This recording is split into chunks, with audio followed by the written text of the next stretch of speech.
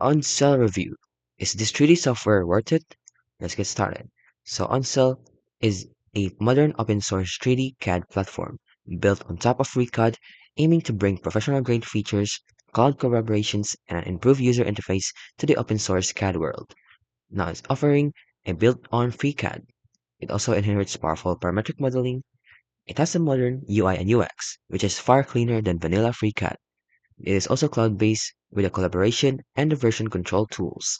They also have active development with a professional roadmap, and they have a community-driven but commercial quality goals. The only downside is though, it's still early in development, so there may be some bugs and missing features, and it requires an account to access full features, so it's not entirely offline.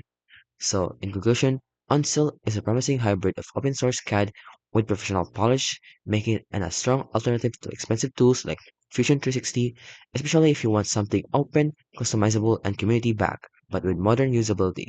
And it's very, very worth it. So if you want to try, it's free to start. It's also offering open core alternative to traditional CAD that's actually feel usable in 2025. So it's free to use, it's very worth it, and I would simply recommend it.